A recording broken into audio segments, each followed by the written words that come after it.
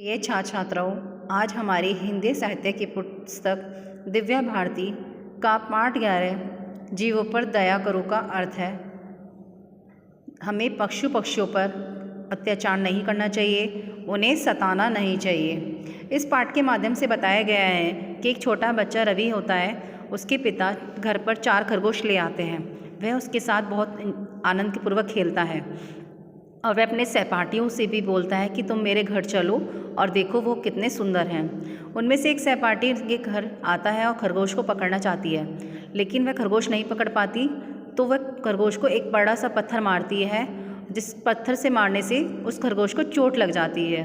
उन्हीं में से एक दोस्त बोलता है, हमें सीमा पशु पक्षियों या जीवों पर कभी अत्याचार नहीं करना चाहिए, वह हमारे मित्र होते हैं। तो हम इस पाठ में पढ़ते हैं कि जीवों पर दया करो।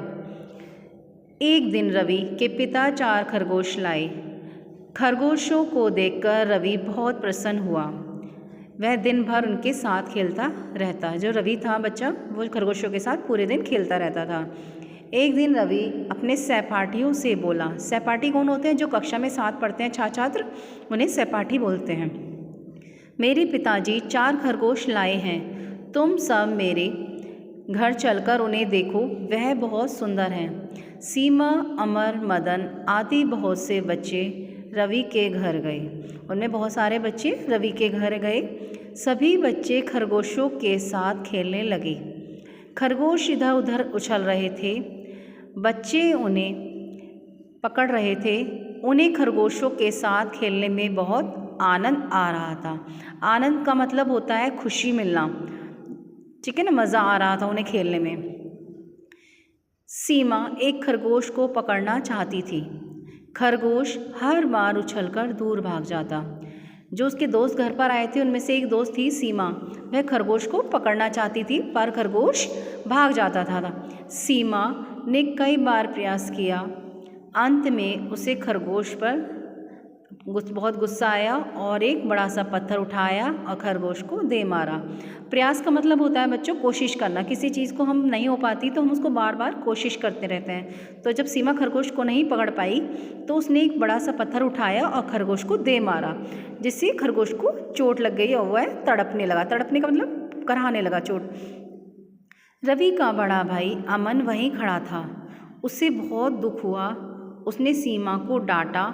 सीमा रोने लगी। उसे रोता देखकर अमन उसे प्यार से समझाने लगा।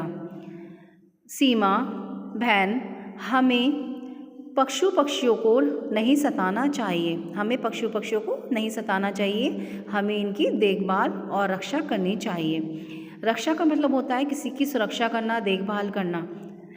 ये हमारे मित्र हैं।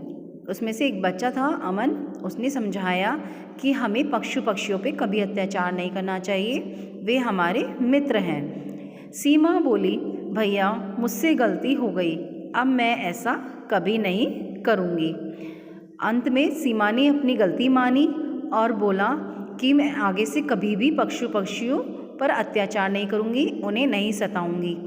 सभी बच्चे बहुत प्रसन्न हुए और सभी बच्चे बहुत खुश हुए और आनंदपूर्वक खरगोश के साथ खेलना शुरू कर दिया। Thank you. Have a nice day.